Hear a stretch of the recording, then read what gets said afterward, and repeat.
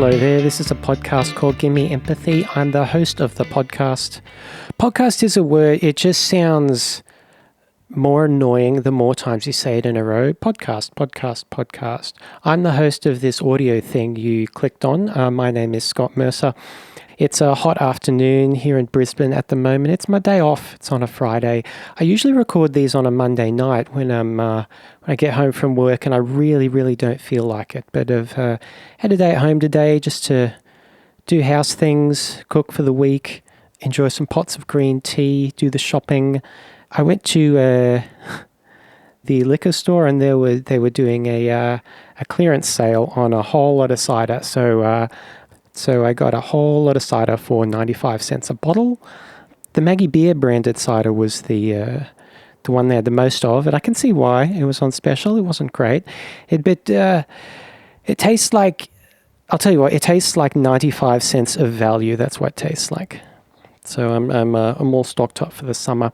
My guest on this episode is John Willsteed, who is a senior music lecturer at the Queensland University of Technology and also a guitarist in the band Halfway.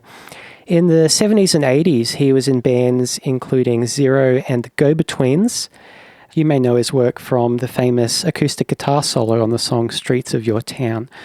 I worked with John earlier this year, recording the second Harley Young and the Haymakers album at QUT.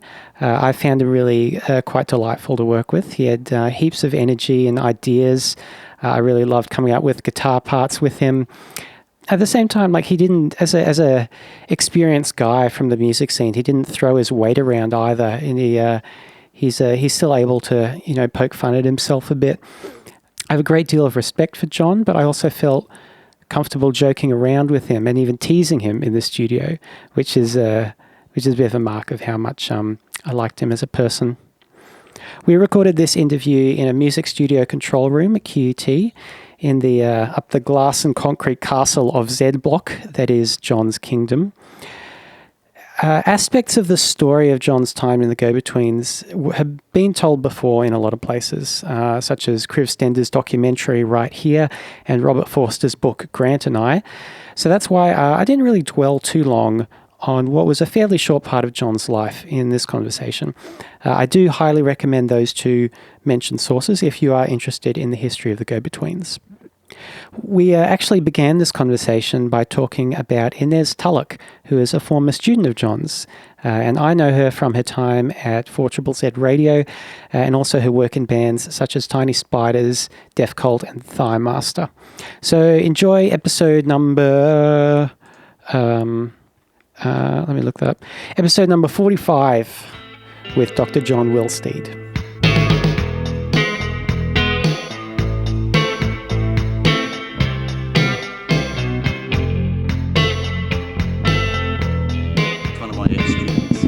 Oh, wow. Somebody who, I have to say, who was a fucking inspiration in the sense that she was... Hey, 1, hey, 1. What's this one like? That sounds good. Inez was an inspiration, how? Just because she really kind of stuck to her in a room full of people who were doing, fairly predictable musical stuff. She stuck to this thing, this kind of noisy... buried vocals, she had a kind of a shtick or something, and it was, a bit shoegazy or whatever, but still, beautiful melodies and stuff, really nice songs. So she kind of stuck to her guns, which I liked. I like people who are. It's hard when you're 17 or 18 or 19 or something to be, peer pressure's quite strong at that age, so, I had a lot of time for her, and her stuff was just beautiful anyway, yeah. Do I just point that a bit more directly? It's kind of dropping, see, I think. Oh, is it? I'll just see whether or not, I think it is. Wow. How's that? Yeah, oh, that's better? Lovely. Okay. That's lovely. I'll move in on it. Yeah, oh, yeah. Oh, yeah, baby. Yeah, Give me some of that want. Juice? Yeah, that's it, oh, yeah. Yeah. That's the stuff. Lovely. Do you remember ever being peer pressured like that when you were a young'un? Like, did you have weird musical tastes that people didn't get?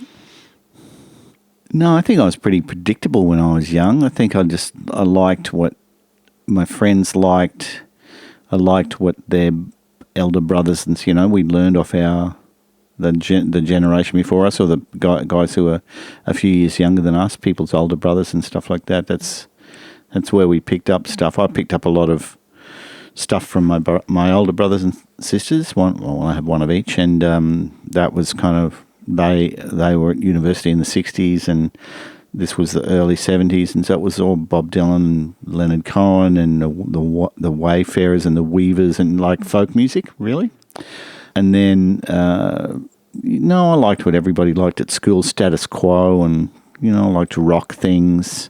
Was even that stuff like considered a rebellion at the time from, say, your parents' generation? It was noisy things that were always, turn that down. There was a bit of that always. There's always a bit of that. Yeah, no, definitely. The parents didn't understand the new music. There was no question about that. And also there's all of that sort of layer of the sort of hippie stuff, Woodstock was a really pivotal album. Everybody had a copy of Woodstock. And it had those sort of things, 17-minute blues jams and stuff on it, which I wouldn't, now... I would vomit before I would enter into a 1-minute blues jam, let alone a 17-minute one. But it was a thing at the time. And it might have to do, I think about that. I think about prog and, just jazz to some extent and blues, but the sort of music people used to listen to in the mid-70s before the punk stuff arrived. It was pot music, it was music that you could get stoned and therefore listen to, because if you were straight, you couldn't, and a lot of Grateful Dead and stuff like that. Though Grateful Dead had, they had multiple sides. They were a multifaceted machine, and the things that drew me to the Grateful Dead were Working Man's Dead and American Beauty, the country albums, for want of a better way of describing them, and they were very beautiful and still are. Yeah. That's kind of what makes them an intimidating band to even attempt to get into, just because they did so many things. Yep, that's exactly right. So I'm not into the big spacey jam sort of stuff so much as I'm into the lovely melodic stuff they did, beautiful vocal harmonies, and yeah, they were a real thing, Grateful Dead, back then. But I think that maybe when the punk stuff arrived, the notion of peer pressure might have been part of that, because it meant either maybe I was a bit older than some of the other people. So I was born in 1957, so I was 20 in 1977 and 21 in 1978 when I kind of cut all my hair off and stuff. So 21, but I was hanging around with kids who were 17 and 16, and I was still attached to my Genesis albums but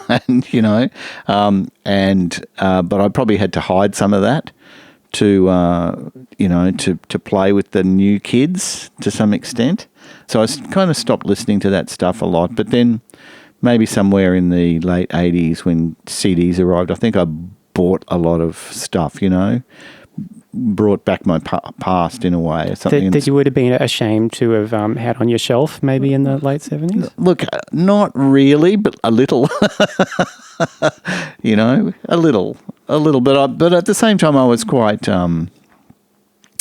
and I think I still am. I think it's like, oh, well, fuck you, It's, so I listen to Yes. So what?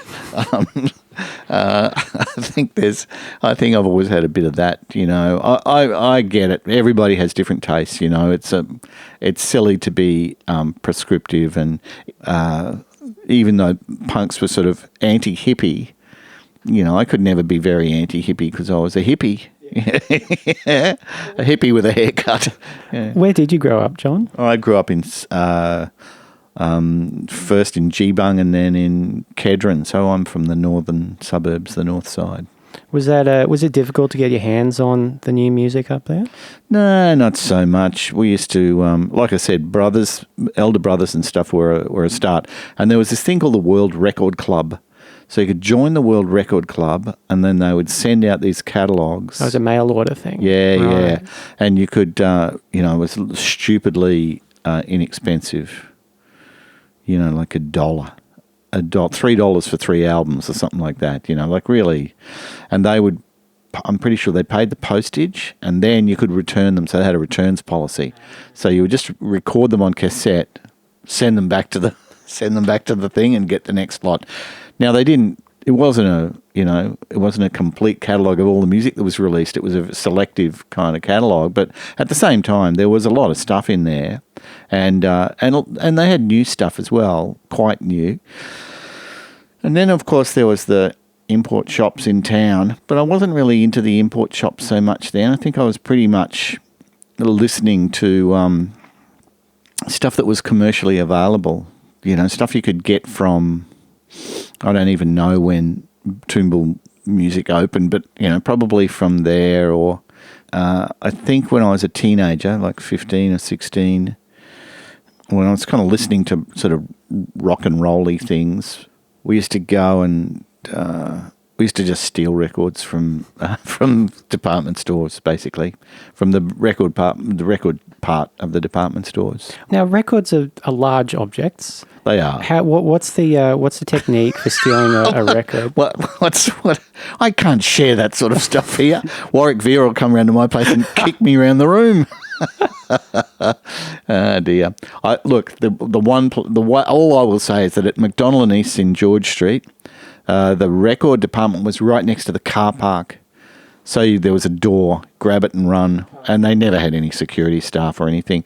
And most of the time, we would just take the records down back into the valley to Shirley's Book Exchange, and Shirley would give you a third of the cover price. So if you stole 10 things, you'd get, that were $5 each, you'd get $15 or whatever from Shirley. So you weren't stealing them to listen, just to hock them? Just for cash. And then we'd go and play pool, because I was really interested in playing pool. So we'd go to Adler's Pool Hall, which is on the corner of Water Street, and I think there's a party hire shop there, or a sex shop or something, corner of Water Street and Bowen Bridge Road, or Brunswick Street, whatever it is by then, opposite Bell Brothers. And we just play pool, play snooker and billiards, and that's how we would spend our Saturdays. And was the Valley a dangerous place at that time? Not in the daytime, no. It still had like 4 big department stores, and was a family kind of place in the daytime.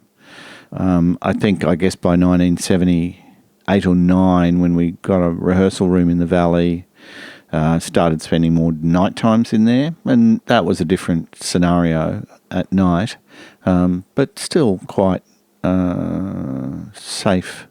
Well, how did you start playing music?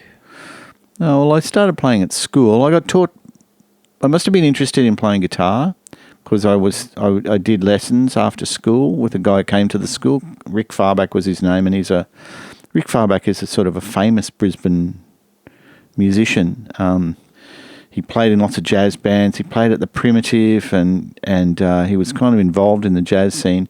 But also he was a I will do anything kind of guy. And I think at one point somebody said to me that variety shows, TV shows, were a thing in the 60s. And in the 60s and early 70s, up the mountain, there were 3 TV stations or 4, but I think 3 of them had live to-air variety shows, different acts on and stuff like that. And I think Rick used to do musical direction on like all 3 of them. So he would have a different band at each one or whatever, and he would be going from one to the other arrangements. Right, let's play. Here's a singer coming on. Here's the go-to guy. Yeah, really bright musically. And but I love that. I love the notion of that sort of agility that allows you to just to grab that sort of stuff and do it. It's so great. They must have just been, walking on a wire the whole time. It was all, live television ready to fall apart at any moment. But so there's a great bravery in it. And so I did lessons with Rick after school, with 5 or 6 other gormless teenagers. And I don't remember it very well. He used to smoke, so he smelt of cigarettes. I probably smoked as well. Actually, it could have been me. He was, and it was kind of like jazzy kind of stuff, chords with melody lines on the top, and reading. So it was the most formal sort of music education I ever had, and I went for like 2 or 3 years or something after school. Was Rick down with the new music? I don't know. I really don't know. He's been dead for years, and he was. Look, my mum told me this, but she makes stuff up. So, but she at one point, some years ago, said, I was talking to her about Rick, and she said, Rick Farback, you used to do those lessons, and at one point, I think I said, why did I stop or whatever? And she said, at one point he just said to me, look, I can't teach him anymore. He knows everything he needs to know now that from me, so he should just go and play or whatever. So that was nice to know. I don't think I was very good. I still don't think that I'm very good, but so then I think we did some music things at school. So we just had a couple of bands and we played status quo songs. At lunchtime to the other students, 3 songs. And I couldn't bear looking at the audience. I was always back to the audience for me. Playing I think playing a Burns split sound, one of those jazz things, that red guitars that were around in those days. You're still playing Burns. And I still have a Burns, that's true.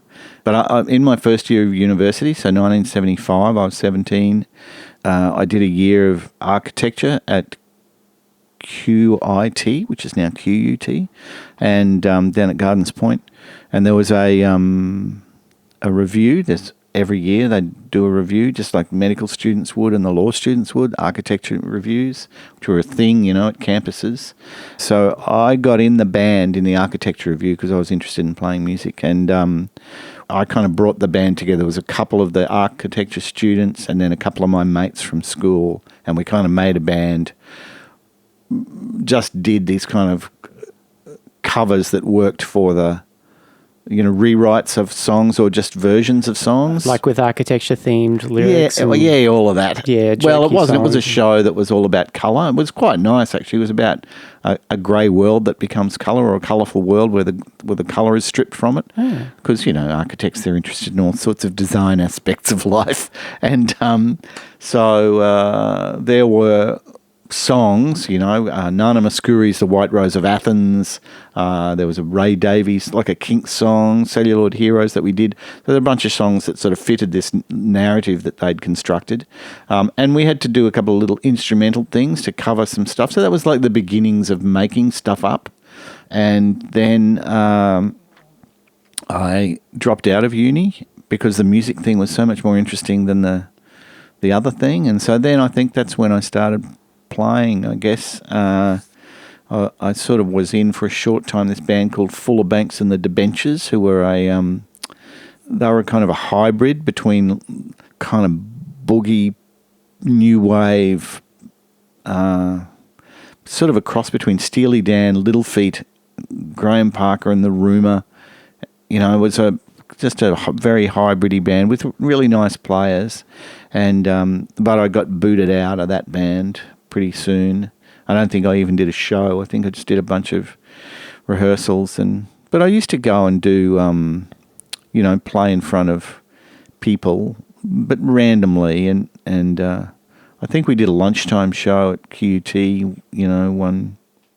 But then, nothing from 1976, 77, I didn't do much. And then in 1978, like I said, the arrival of the noisy people in their short hair, and then I started making music a lot. Do you remember when Triple Z launched in Brisbane?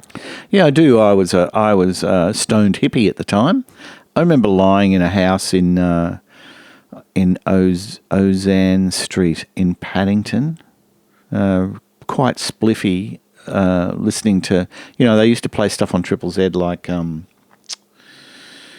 Keith Jarrett, those concerts, like big 20 minutes of just sides and sides of beautiful piano playing and, nice jazz stuff. And there was a whole range of things that they used to play on Triple Z in those days. Were you involved early on? No, I never went to the station or anything. Later on you did some art for the station, right? Yeah, bits and pieces. I kind of got involved because I was playing in bands, really. That's the connection, is the musical one, playing in bands. And about the same time as I joined Xero in 1978 with Lindy Morrison, Lorena Lucas and Deborah Thomas and Vic Allen, and sort of played through a summer and into the next year, and then Lorena and then everyone left. Lindy left, after a year and a half or something, and Michael O'Connell, the two other girls, Deborah and Vic, left. Nikki Nort and Deborah Xero, they left, and Michael O'Connell came from the apartments. And we had a little 4-piece then, Lindy, Michael, Arena and I. And that was quite a functional band for a while. And then Lindy left with Robert and Grant when they left town. And Michael left as well, leaving just me and Arena. And so we functioned then for a while. And Xero's a band that changed quite a bit from when you started. Yeah, pretty dramatically. So when you started, what was your sound like? Oh, there was a punky girls band. There was lots of... we did Slit songs and B-52 songs and Tom Robinson. So it was kind of political, bit punky, but we also used to do lots of 50s sort of girly stuff as well, which was a thing at the time. Doing like punked up versions of that stuff. Yeah. And even just fairly straight versions of Lulu songs or... Don't Sleep in the Subway or Downtown or, those great kind of 60s. I think we used to do Where the Boys Are, which is like a Connie Francis hit maybe from the, mid-50s even or late 50s. I think the Runaways covered that as well. Yeah. Did they? Yeah, I think so. And, maybe that's what inspired us to do the same thing. Yeah. Because it was a bit of a thing, the reworking of 50s pop songs in the late 70s was definitely a thing. That always seems to be a thing with the loud bands of the day, is covering pop hits from like 20 to 30 years ago. Yeah. Like in the 2000s, there was a whole spree of awful pop punk bands covering like 80s pop hits. Really? Yeah. I don't know about that, but it doesn't surprise me. Yeah. It's interesting, isn't it? Our connection to them is slender. I think those songs from 30 years before, because we're only 20 or whatever, and so that it's almost like they're the songs of our parents, and so we kind of hate them in a way, but but we're drawn to them because they're really great songs. Yeah. And often, when new musics arrive like that, like say punk stuff, it's not all good. A lot of it is pretty shitty, and some of it is good, but because it's a movement or a wave, we accept all of it. We lose our critical faculties, because we're young and we want to be part of something new. But after a while, I think a lot of that music, if you listen to it now, it's like, oh fuck, that's just bad, and so you can see why people would go. It's great going back to songs like that anyway, because you learn so much from playing them. You learn how to write good songs. They were good songs in the first place, So yeah, Xero was my first kind of foray into being in a band. Well, how did you meet like Lindy and Irina? I think I met Lindy through my friend Gary Warner. We were living together in a house, and we were walking through Kelvin Grove one day, and she picked us up in her car, and she might have said something about we need a bass player or whatever. But anyway, somehow I ended up in this house just about 50 metres from here, which is a big house full of women on top of the hill here in on the Normanby Hill. And there's very few photos from that little kind of time. I've got one photo of Lindy playing drums in that house, and one photo of me playing with that first lineup of the band. That's all. There are other photos of Xero, but so yeah, it was really fun for me, really eye-opening too, to be with these. I hadn't been around, feminists, they were anarchists, and they were the real deal. They talked politics a lot. They used to get in the way of things. They'd make trouble, and they were really righteously angry and putting it to the government whenever they could. And it was a really interesting time for me. I think I grew up a lot in a short period of time. Were you on board with that, or was it a bit of a shock at first? Well, no, I was up for anything. I think I'm pretty lazy politically. I don't. So yeah, I was on board with everything. There was nothing that shocked me or anything like that. I was probably a little bit funny about in that whole scene. I think I was a bit funny about heroin. I think everything else I could kind of go because it was pretty open. Do you know what I mean? People drank a lot. That was okay. That was part of the deal. And people used to take a lot of pills and stuff. But people were cagey about heroin. They wouldn't sit in a pub in town banging up. It would be go to the bedroom at a party, there would be a small crew who would go to the bedroom. And so the notion of there being some sort of little elite group, I think that really bothered me for a little while until I started using it. And then, of course, I was part of the elite group. So I was okay with it. But, yeah, I think that was the only thing probably that, maybe I was a bit askance, about. So were you out seeing lots of gigs as well as playing at this Yeah, time? we used to go out every night, and there was music every night virtually. And I think you asked before about Triple Z and the connection. And I think about the same time as Xero, say, became a 4-piece, we moved into the Valley and we were practicing in the Valley. A couple of venues up in the Valley. David Darling came up from Melbourne. And Triple Z became a real player. It opened up a couple of venues. The 279 Club in the city was going all the time. It was very vital, 4 or 5 nights a week of music. And that meant, 15 bands in a week just at that venue there. But there was 3 venues like that or whatever. So there was a lot going on. And we were always going to see our mates play. We were either playing or we were hanging around with our friends.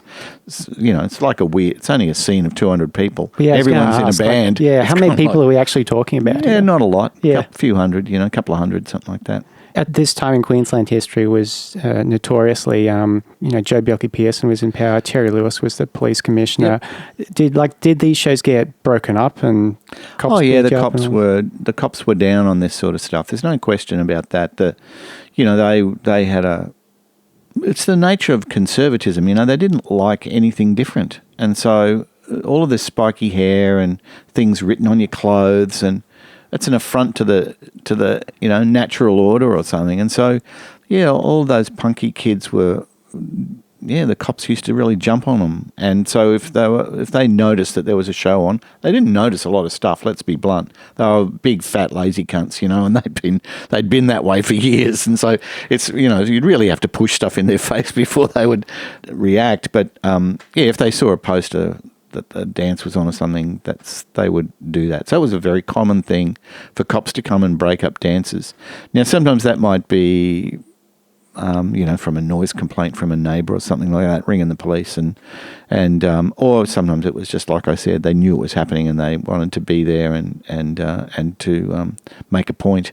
So there was a number of nights and it wasn't like a cop car turning up and 2 cops coming to the front door and saying, you've got to turn the music off. It was like 10 cop cars and a couple of paddy wagons and dogs and, they were making a big statement and they would arrest people. So there was a lot of that stuff going on. But at the same time as this stuff's going on, there's also, street marches and the kind of intersection between what's happening in the daytime and this stuff that's happening at night time's quite strong.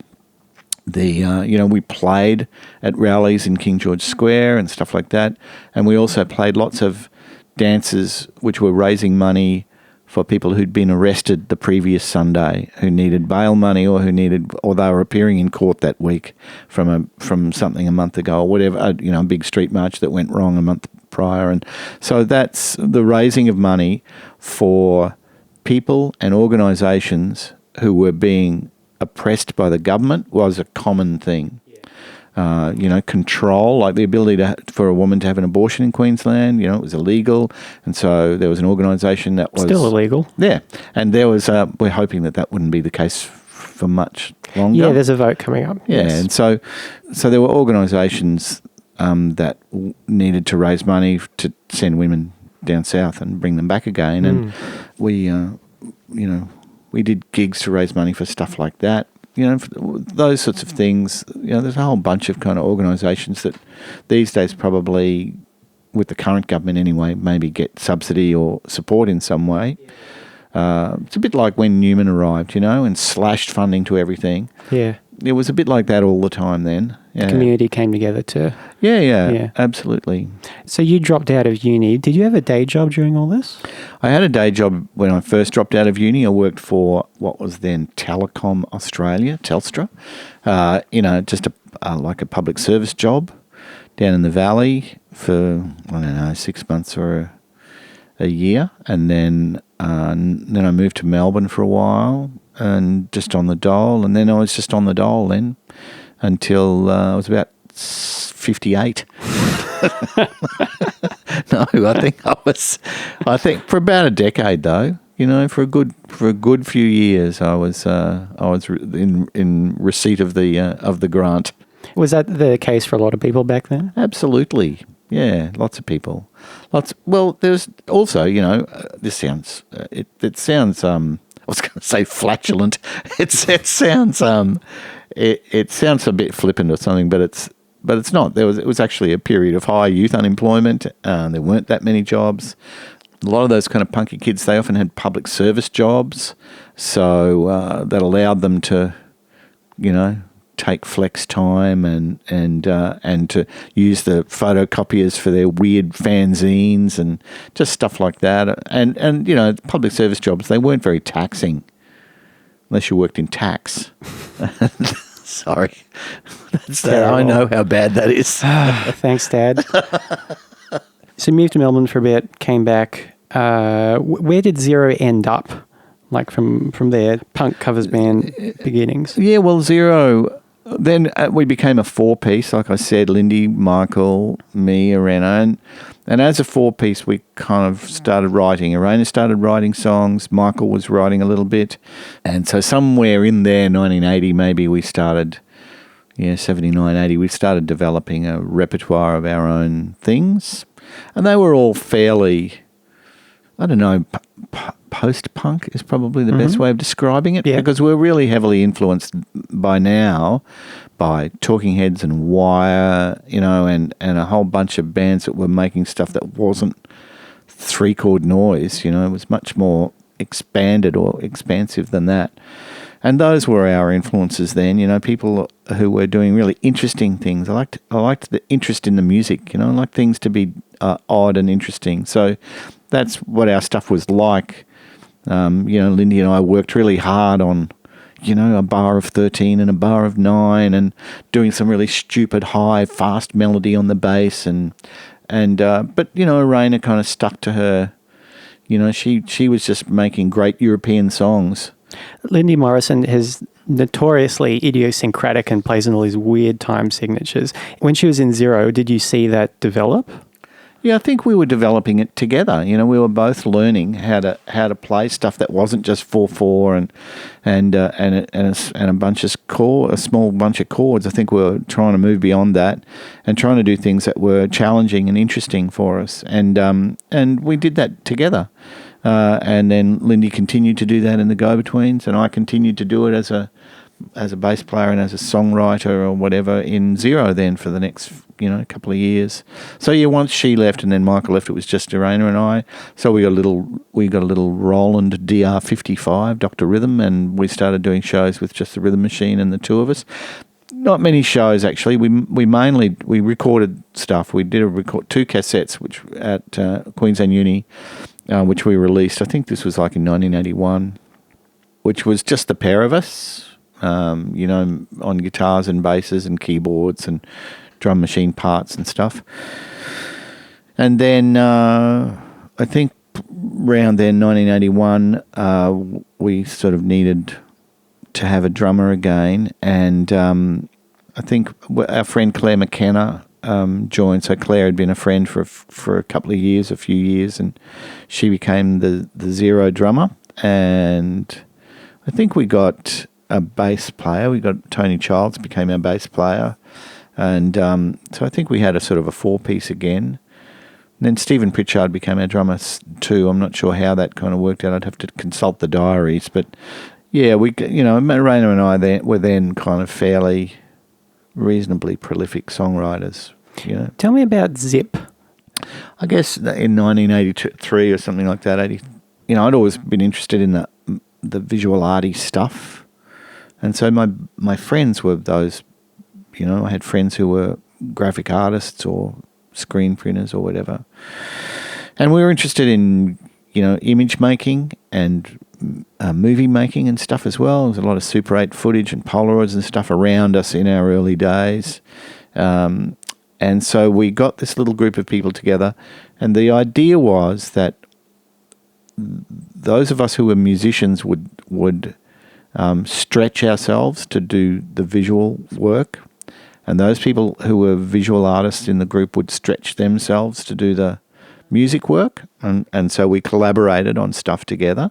We got little pairings going, so we never did anything as 5 of us together, but we did do these kind of little cross collaborations in between. But so the idea was that we were going to make music and we were going to make some kind of visual material, mainly little magazines is what we were all interested in, and we were going to put them in a package and release them, and we were going to do one every year or something like that. And so that's what we did.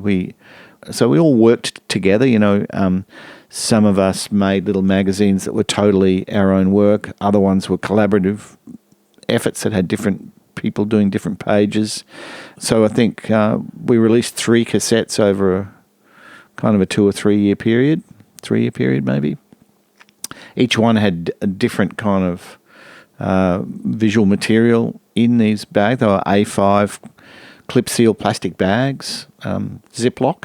So that was Zip, Zip 1, Zip Start, Zip 2, Zip 3, and then, and this is how things often go wrong, and it all went really well, and we made little film clips and stuff like that sometimes to the stuff, because these were early days for video stuff as well, so we made some video things, and I don't think that side of it interested me very much, but I liked it because the music was quite different from the Xero stuff we were doing. It was less songy, a lot more found sounds, influenced by those other people that we'd been listening to, Cabaret Voltaire or Throbbing Gristle, and maybe a little bit of the there's some American stuff in there, maybe a bit of kind of no wavy New Yorky stuff, but also a little Peru, and so we really liked using found sounds, using scraps of found dialogue as lyrical material, beats, layers of stuff, a lot of stuff that was brought from television, and it was just the way of the times, really. Television had become really big, and people were sort of repurposing it and turning it into kind of experimental music. So we were an experimental music group and visual artists as well. So yeah, we did those 3 things, and at the time we were doing all that stuff, we were also doing all the other things that we do in our world. So Xero was still functional and stuff. And then, like I said before, it kind of came to an end in 1985 when we applied to the Australia Council for some money to produce a 56-page book and a 7-inch single. So we had like an EP with 4 tracks on it, 2 on each side, and this book that had some sort of spot colour printing, but offset printed. Everything else we'd done before had been offset printed, but lots of screen printing in it and stuff as well. And so this was a more sort of commercial looking entity. It was a 7-inch square kind of thing with the single in the back. It was a really nice looking thing. It's called Zip Eye Ear, and so yeah, that was kind of the end of us. We did that, and it all kind of fell apart. There were personal reasons why it didn't work anymore, but but it was a really great thing to do. We left behind these 4 things that are full of music and sound and colour, and they're beautiful artefacts of the time. And then you moved to Sydney? Yeah, I moved to Sydney in 1985, yeah. How come you moved? I fell in love with somebody and moved. That's what you do. You fall in love and then you follow people. Because she got a job at Triple J, and she'd been working at Triple Z, and so I just followed her. Triple Z was a bit of a hive of activity, in the early 80s. There were lots of UTS students and students from Bathurst who were doing communications degrees, which were kind of a groovy modern thing, working their way through Triple Z, which was a big radio station, probably the biggest community radio station in Australia at the time, and then back to Sydney to the ABC, either to Triple J or some of them went down to Triple R in Melbourne or into straight ABC radio. That's still a bit of a path for some people. Good. Yeah. It's exactly what it should be. I went to a really great talk yesterday by Tracy Hutchinson, and Tracy has a long history with Triple J, but also with, television and a whole bunch of other stuff. It was fascinating listening to her talk about this kind of trajectory, through her career, and just kind of thinking about this same thing in the early 80s, which is what was happening. You learn you go somewhere and you get challenged and you learn how to do something, and you take those things you've learned to the next level, to another place in the next level. Yeah. What did you take to Sydney? Nothing. I took a pair of shorts and some thongs. I mean, in terms of what you'd learned in Brisbane, John. Yeah, I don't know. I probably had a fair bit of arrogance around, or arrogance, confidence, let's call it, around my abilities as to make music and to do some form of visual art stuff. Did you feel like you were going to be a bit of a bigger fish in the Brisbane fish bowl? Keen to be one. I felt like I already was one. No, I didn't feel like that. I felt like I had it a bit, that I understood what was going on in Brisbane, and I probably didn't, because for the 3 or 4 of those years before I left, I was also a heroin addict and spent a lot of time under a house in Dutton Park and not getting out much. So my ideas about what I thought I understood about the scene are probably, sorely inadequate in many ways. I didn't feel like I'd done my dash or anything. I enjoyed being in Brisbane, but I felt like I kind of knew everybody. And I think sometime before, when we got up to like 83 or 84, we were also doing, I was doing things at La Bamba, at La Boite Theatre, and so doing some little music for theatre-y things and being involved in cabaret stuff and doing music or sort of visual stuff for political theatre things. The Performing Arts Centre opened in 1985, and I think I was involved in a theatre project for the opening of QPAC, and so I'd already kind of covered a bit of territory. I felt like I knew a lot of people at a certain level. Were most of the heroin addicts you were hanging out with that productive? Because that sounds that's a very active, creative lifestyle you seem to be maintaining while also on the smack. Are you going to call this podcast On the Smack? No, I'm just wondering if you were unique in being able to... I don't think so. Most of the people I know who are users, they might knock themselves out every now and then, but broadly, you take the drug, once you're at the point where you're an addict, you take the drug just to kind of maintain, to get out of bed and most people I know, it sort of works a bit like a bit of speed or something. There's a lot of activity. It may very well be quite aimless activity, but it's still, there's a lot of activity goes on. It's not like an opium den. Right, okay. That's how I feel about it anyway. Most of the, there's a lot of talk, most of it bullshit, but like that's the same for virtually any drug I can think of. So, yeah, no, I feel like I was reasonably productive through the years when I was using. Yeah, sure. What does it feel like? What, to take heroin? Yeah. What an interesting question, Scott. It's a painkiller. It's the sort of best painkiller there is. And so it takes away all... if you can imagine all aspects of pain, so physical pain, obviously, but also psychic pain, spiritual pain, mental pain. So all your worries disappear. You know what I mean? It's impossible to be worried and stoned at the same time. You're not even worried about where the next one's coming from because you're stoned. So that, I think for people who might be anxious or, I think a lot of people use heroin for... I think Kilby describes it quite well. It's like until you do it, you don't necessarily have a need for it or a desire. You're not kind of going through life going, I know that thing's out there somewhere. I've just got to get it at some point. It just comes upon you and goes, oh, fuck, there's that hole inside me is filled now. And I didn't even know it was there. But look, there it is, it's full, and I feel complete or warm and, all of that stuff. And, it's a sort of, and I'm sure in your life, you've seen stoned people. You know, people can get stoned and lie naked in the freezing cold, you know, because they feel warm inside. And so that's kind of what it's like. I hope I haven't painted too glorious a picture. Well, I guess that we'll get to the Scott will be on it tomorrow. we'll get to the problems were later, I guess. But no, of course it comes hand in hand with problems. Absolutely. But yeah, I probably look back on that time and go, there are some bits of it I might regret around, you know, personal relationships and a bunch of other sort of things. But broadly, you know, it's just, I don't regret it or anything. It's just part of life, you know. I stopped it a very long time ago, and yeah, it informs who I am.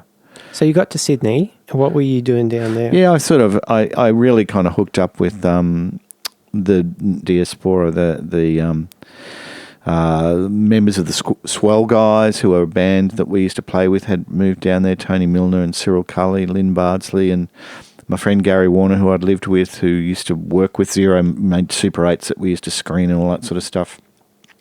Gary was living not far away with some other kind of Brisbane expats, John Hoey and Robin Stacey. And Robin was an old friend of Lindy's. She's a photographer, and John was a musician. But I spent a lot of time with Gary. Gary had sort of moved into the Super 8 Film Group, which was an entity in Sydney at the time, and he'd kind of put a lot of energy into it and sort of transformed it. And by the time I got there, they had an office just around the corner from where I lived, and so I used to spend a lot of time there. And that was when I kind of started thinking about the notion of making music for movies as well, because there were all these people around me making all these little things, and one of them was a guy called Ross Gibson, and he made got some money to make a short film called Camera Natura, and Gary was the musical director. Gary wrote some pieces, and he got me to play on it. Amanda Brown, a couple of other people who were close to us at the time. This would have been in 1985, and that was my kind of entree into, oh yeah, this is interesting. These filmmakers are funny and interesting people as well as, you know, that I was just been hanging around with musicians for a fair while, and you know, and they're busy and active and productive. Yeah. How did you find the Sydney underground artistic scene compared to Brisbane? Oh yeah, look, there's a lot of Brisbane people in it, and I used to see a lot of them. But I met a lot of lovely kind of new people as well who are still my friends, and you know, it's a big city, and we were living in the inner east all the time, in Darlinghurst or Woolloomooloo or Elizabeth Bay, and so I was kind of close to everything. Everything meaning heroin on one side, but also other people, lots of young people living in those areas, lots of music being made, lots of venues, and so yeah, I sort of got together with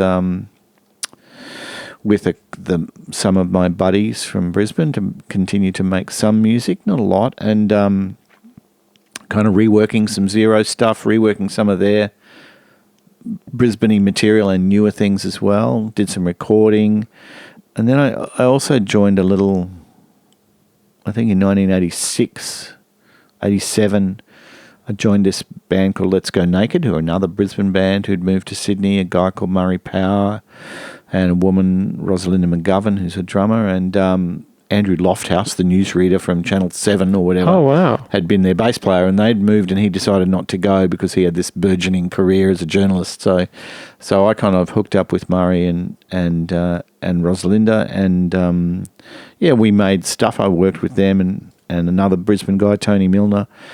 So Let's Go Naked were a thing for a year or so, and a year or two, and then the Go-Betweens came back to Sydney, and so that kind of leads into me joining the Go-Betweens in 1988. Yeah. So Robert Vickers had left the Go-Betweens as bass player. Well, they had kind of left him in a way. They'd left to come back to Australia, and they were keen for him to come, but he didn't want to come.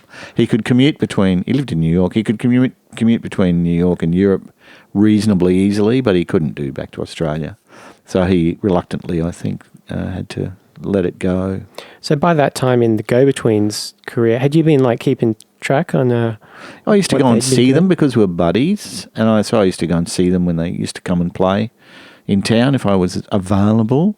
Yeah, sure. You know, it was a fun. I found Lindy Morrison very funny. You know what I mean? She's a very funny woman, and so I would love. It was always something to look forward to. The notion of going to see, you know, Morrison at night time and see the band, I could kind of guarantee that it'd be a hoot, and so I had kept in touch. Yeah. Musically, did you enjoy what they were doing? No, not really. It wasn't really up my alley. You know, I've kind of, it just wasn't. I was just listening to a whole bunch of different things. Different from that, you know, in many ways. Yeah. Whereas, was it because they were kind of going towards a more pop direction as they went along? Yeah, and I probably wasn't. I was probably heading more in that experimental kind of direction, maybe to some extent. But also, you know, I was really enjoying listening to, you know, there's a lot of kind of great dancey sort of British pop music that came out through the 80s that I was, you know, that I loved as well. So when they did come knocking for you to join the band, why did you say yes? I can't imagine why I wouldn't have. Because you weren't interested in the music? Oh, no, that wasn't. I always see music as being music's what a bunch of people who enjoy their own company make.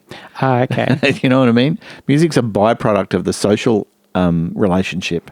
So you don't mind playing music you aren't necessarily into yourself if the relationships are good. No, that didn't bother me. I mean, I learned to love that music because I had to learn it and learn to play it and developed really strong relationships to songs that I wasn't a part of recording or anything, you know, that Robert Vickers had played on or that Grant had played on. It probably sounded at the time like I was, you know, being patronising or superior or snobbish, you know, in saying that I didn't like the Go-Betweens music. In fact, it's probably not even true. I probably just didn't even listen to their stuff. It would come out, I'd listen to it once and go, yeah, that's fine. I'm actually listening to this here. And so I just wasn't familiar with it, you know. But I certainly wasn't steeped in it and I wasn't a fan. There's no question about that. But I did, like I said, I learned to love a lot of those things. Not all of them, though. And at that point in the band's history, so Robert and Lindy had broken up. Yep. Before then. And in Robert's book, he wrote that on Vickers leaving, the diplomat had left the embassy. That's a great line, isn't it? It is a great line. Did you get a sense of that some of the relationships in the band were getting a bit testy? Well, no, not really, because, you know, I didn't have any of that backstory. You know, I hadn't been in a practice room with them. I always found Lindy, you know, what's the word? She works you quite hard, you know what I mean? Everything I can think of sounds shittily patronising. I was going to say she's feisty, or she, you know what I mean, or fiery, or you know, but the reality is that working with her could be quite difficult, hard work, and a combination of her as a musician and her as a personality, and I have no doubt that those people in the Go-Betweens, both Robert and Grant, over time, they understood that very well. And it doesn't discount all of the fucking wonderful things about her, because she's a wonderful person in many ways. But I wouldn't have gotten that idea that, oh fuck, here's trouble, you know, everything's falling apart. I would have had nothing to compare it to. You know, for me it was like, oh well, you know, just got to play these songs. And so I was desperately probably just trying to remember things and, you know, not noticing. I wouldn't have noticed a lot of, you know, and I was quite a big drinker and probably still using a bit by then. And so there was probably a lot of subtleties or levels of communication stuff that were going on that I might have missed completely. In fact, it's inevitable, I think, to say that. So you recorded 16 Lovers Lane with them. I mean, like, I'm sure you probably... Over the years, you probably said everything there's possibly to say about the making of that album. Like, what's something someone has never asked you about recording 16 Lovers Lane?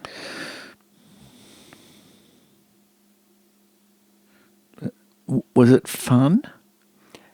Great question. Was it fun recording that album? It was great fun. There you go. It really was great fun, you know, regardless of what anybody who was there says about it. For me, it was great fun. And my memories of it were, even though there were hard things going on, there was lots of laughs, you know? There was lots of laughs and lots of music, like really probably the most musical time of my life or something. Doing rehearsals up to that, pre-production, then recording that album was like a big, you know, few months of just do music every day, just on these 10 or 12 songs or whatever it might be. And I don't think I'd ever had, and look, here's a wage to do it with. I'd never had that experience before. So that was really great, you know, just great. And so I threw myself into that. I really enjoyed it. I loved it. And in the last 2 years, you know, going back to that album and having to play it and everything has made me listen to it really hard. And I find all sorts of lovely things in there. And I think, who is that? Is that me or Grant? And then I realise it's me, and I think, oh, isn't that, you know, there's lots of really beautiful little things, and some of them are hidden, and you can't hear them, and other things are obvious. And so I feel like not only did I have a lot of fun, but I left my mark in the music fairly dramatically. I listened to it again recently for the first time in a while as well. Yep. And like, because it had been a few years since I'd gone through the whole catalogue, but like I read Robert's book and went through all the stuff. Yeah. And I expected some of the shine to have worn off from when I first listened to those albums, like in my early 20s. But when you get to 16 Lovers Lane, like it's basically perfect. Yeah. Yeah, it is. And you can pick up your bits the way that I now listen to new Halfway records and be like, oh, I bet that's John there. Yeah, okay. Yeah, I like a melody. Yeah. I like a melody. I like playing in between the vocal lines. You know what I mean? These things seem really obvious to me, that it's like, oh, here's a space. Right, I'll whack that in. Here's another one. Oh, I could leave that one alone. And I like a melody. I love the way guitars sound. Just love it. You know, I love how they ring and acoustic guitars, electric guitars, whatever. Acoustics in particular. On that album, I was really enjoying the sound of acoustic guitars and the guy, Mark Wallace, who was producing it, that was right up his alley. You know, he knew how to do that. He was keen. He would suggest things for me to do. He would grab onto ideas that I came up with or whatever. So he was very open to me doing as much as I wanted to do, really. So that's a pretty nice, you know, to be in a really big, lovely studio with a great producer from London, you know, a really nice guy, and to make beautiful music, which still holds up as beautiful music. Yeah, that's a great thing. The way you describe it, it sounds like you took that on board for when you eventually produced music. Like that, the description sounds like the recording sessions we had for Harley earlier this year, the way you are with us. Oh, that's nice. I feel like you're probably the most enthusiastic producer, engineer person like I've ever worked with. Like you seem what really... are the rest of them like? Well, they're not the... They're there to do a job, or they have their own vision that's very strong. Oh yeah, I got none of those things. but you're very open to new ideas, and you suggest lots of things. And like just sitting in front of the desk working out guitar parts with you is like so fun. Oh, that's nice to say, Scott. You're great. I reckon you could do guitar parts just for infinite. Oh yeah, you know, you can just never. You stop. do need someone to tell you to stop at some point. Yep, but you know, I don't want this to turn into some terrible mutual, you know. But you know, you're a great guitar player, Scott. You make really good. You make great choices. Your instincts they're really good. So I really love listening to you play. So I'd be happy for you to just keep putting guitars on things, you know, oh, thanks, till the John. end of the day. See, we're both great. The very important thing, though, is, as you were saying earlier, like it's fun recording with you, and your sense of humour instantly, I feel like, gelled with everyone in the Haymakers really well. Oh, good. Because like sometimes, especially because you're a fair bit older than all of us, At least 700 years older. Yeah. like that doesn't always work when you have all these dirty jokes about Paul Kelly that we're throwing around, God. but you're so on board with just picking up the way we are with each other. Well, it should be fun, you know, making music. It really should just be fun. That's how I see it. It should, you know, it doesn't mean that you that you don't acknowledge the depth of it sometimes when it's being serious. But serious things can still be fun, and I get so much pleasure out of it. I could do it all day. I could just do it all day. Here's the song. It's in A. Just make some guitars for it. Yeah, I'll do that. I'll get this one, and I'll put a capo on 7 and play it in D, and then this one here I'll put a capo on 2 and play it in G, and I like capos, and I like inversions and intertwining melodies, and I like space, and I love the interplay between musical instruments and voices. Yeah, all of that stuff I find it fascinating. And I hear people sometimes where I think, oh yeah, you're just like me. I'm trying to think of what it was. I don't think it was her first stuff. Ravi Shankar's got those 2 daughters. What's the one? Norah Jones? When that Norah Jones album came out that was really big, but I don't think it was her first thing, but it was her first big thing. Mm-hmm. I listened to it and I thought, oh, fuck, I really love this. It's beautiful. There's so much space in it, and it's great production. The songs are really good. And I couldn't figure out what it was. It wasn't a jazz album, because it had this kind of like lap steely stuff in it. And one, I remember listening to it, the first time I listened to it, one of the songs had this lap steel melodies in it. And I heard somebody, and you listen to music and you're making up what you're going to do. Yeah. And this guy just did the line that I was thinking. Yeah. He just played exactly what I would have played if I was there. And I thought, oh, that's pretty nice to know, that there are other people out there with just the same kind of, taste and instincts. Yeah, exactly. Did you ever find out who it was that played that line? No, I'm terrible like that. Terrible. I'm going to look that up later, and you'll probably know him. Yeah, well, he probably played with you in Sydney in the 80s. Yeah, probably. It's probably me. I've forgotten.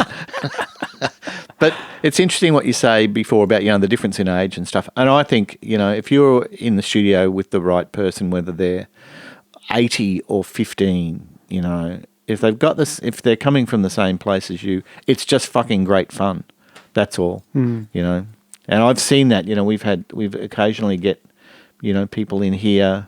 Music makes them ageless. You wouldn't know how old they were because they're just into the thing, and they're bringing everything they've got to it. And usually people who are 80, they've actually got more things to bring to it. But still, something that's tasteful and right for the moment usually isn't very complicated anyway. It doesn't require 80 years worth of, learning or work to get to it. It's just being honouring the moment, and your own creativity and stuff. So not long after 16 Lovers Lane was recorded, Grant and Robert decided to end the band. Yeah. What did you do after that? Well, the same day that I got sacked by Grant, I joined a band called the Plug Uglies, who were sort of a Sydney band, but all Brisbane people.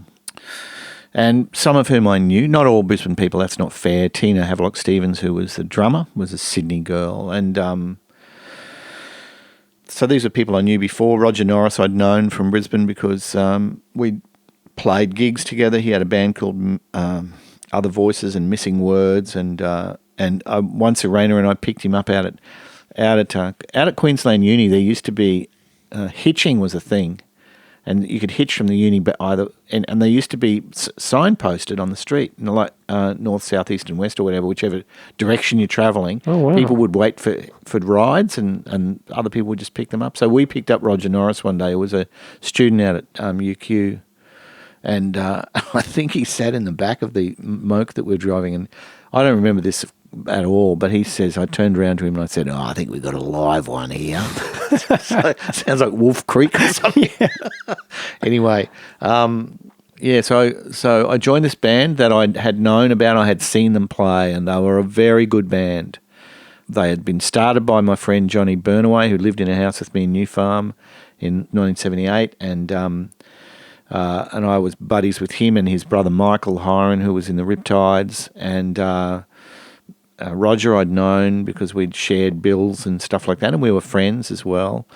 And while I was overseas, Johnny had killed himself, and so I'd known that, that John wasn't there anymore, and that the band was still going, and they'd done some recording. They'd recorded stuff before Johnny died, and they'd released that, and Michael, Johnny's brother, who had kind of produced the recording, also had joined the band after Johnny died. And so they rang me, the day I got sacked. And they didn't know. They just rang and said, we know you're back in town. You want to join our band? And I just went, oh, yeah, I'll take that. And, and they were kind of drinking buddies, and they made this great kind of completely different music. It was very kind of angular and frenetic and different influences and stuff. A very different vibe altogether, but a lot noisier. And they were kind of inner city Sydney darlings. And so I did that for, 3 years or something, played with Plugs, and, we did with some more recording, put out another couple of, like the 12-inch thing, 7-inch thing, and made new songs. Clem Lukey, who was in the band, had been to school with me, and he was a great songwriter. He came from the Pineapples from the Dawn of Time. He wrote the 2 great Pineapple songs. He wrote Saha and Charlie, so he was a great songwriter, Clem. He probably still is. So, that was I was with my friends and we were making music. I was being a bass player, really. And Michael was sort of being his brother on guitar. Michael was a bass player and a drummer. He played in the Leftovers, and so they were Sandgate boys. And so there was a big, strong, long connection with these people. Did you ever want to make your own band? No, not really, because I hate singing and I'm a terrible singer. You can sing. No, I can't sing, Yeah. Scott. No. But I did, around this same time, when I was playing with the Plugs, have another band. Roger and I started another band called The Drunk, the Monk and the Spunk. And it started with, there was a party in Camperdown that I went to. And there was a woman there, her name was Kath Weems, and she was a trumpet player, a singer. She had a band called, she was in a band called the Jackson Code, and she played with, she played trumpet with all sorts of Midnight Oil and all sorts of people. Black Eyed Susan, she was involved with those kind of guys, Snarskies, McComb, Kath was a lovely person, and Kath wanted someone to play guitar with at this party, and she taught me how to play George Jones' Beneath Still Waters on acoustic guitar, and so I learned it, and we got up and played it in front of people, and then she had such a great voice, Kath, beautiful voice. So that inspired me to think about starting up a little acoustic chamber pop band with Kath and Roger from the Plug Uglies as the 2 singers. Kath's very blonde, Roger's very dark. They were a nice kind of contrasting pair, with me playing acoustic guitar, this woman Sarah Peake playing cello, and a guy called Kenny Davis Jr. who played piano accordion. And so with this, we could kind of do string parts, we could do brass parts because Kath played trumpet as well, and it was all covers. So we just wanted to do like Scott Walker and Glenn Campbell, big ballads, and so we had a Tuesday night residency at the Annandale, and so we did that for a while and really enjoyed doing it. So that's my band. I look at that band as my band. That was my idea, and I kind of Direction. Yeah. I chose the songs, yeah. to some extent, and we did country songs and Leonard Cohen and all sorts of stuff, and we enjoyed it. And we wrote some stuff as well. Not a lot of stuff, but a few things. And then the Plugs kind of split up, fell apart, and I stopped drinking. It was 1992. I stopped drinking and taking drugs, like in a week, in February of 1992. And the Plugs kind of died very soon after. Perhaps in sobriety I could actually see what it was like, and I ran. But that's not what happened. Michael kind of lost the plot, really, and started to fall apart a bit. So I moved back to Brisbane. I was sort of on my own, and moved back to Brisbane. There was nothing doing much in Sydney. Well, why and how did you get sober? I just got sober because I'd had enough, really, I think. I just stopped one day. People are, I don't know, I'm sure I've told this story before. I've told it lots of times. So I can tell it again if you like. It was my birthday, and Plugs were in Melbourne. We'd done a show. Everybody else had gone home. I was supposed to go home to Sydney on a plane. And I just didn't. I just kept putting off the flight, and I stayed. My friend Steve Miller, who had been a tour manager for the Go-Betweens when I'd been in the Go-Betweens, but Steve was also from the Moodists. He was kind of like one of those Adelaide people. I shouldn't say Adelaide, Mount Gambier. And he owned a pub, which was like heaven. I was just in this pub every day, drinking, and for these couple of days around my birthday, everything just time stretched a little bit. And we used to drink this stuff on the road in Germany called, my friend Graham Lee, Evil Graham Lee from the Triffids, he introduced me to the idea of it. It's rectified ethyl alcohol.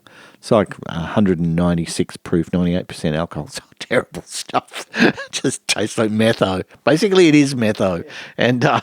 And anyway, he had a bottle of it behind the bar. They used to think it was a joke. They had this bottle of it behind the bar in Melbourne. And so for my birthday, I had this big, like a schooner of Geelong draft or something with a depth charge of this rectified ethyl alcohol in it.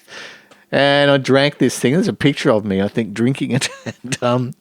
And everything went a bit funny and a bit trippy. And I realised, I better go home. I better go back to Sydney. We had a show that night or something, or the next day. And so Steve lent me some money, and I fixed my plane flight. Back in those days, Compass was functioning. Compass was like the third airline. You could get $50 tickets between cities and stuff. So anyway, I went back to Sydney, and we had a show at the Cardoma Cafe, which was in the Cross. And I walked into this thing like 2 or 3 in the afternoon, February, stinking hot in the Cross. It's dirty and foul. And walked into this venue where the boys were setting up to play, and Michael, I think, got me a VB or something and put it beside me, and I just I think I took a sip, and then I kind of looked down and I thought, I can't do that. That won't help.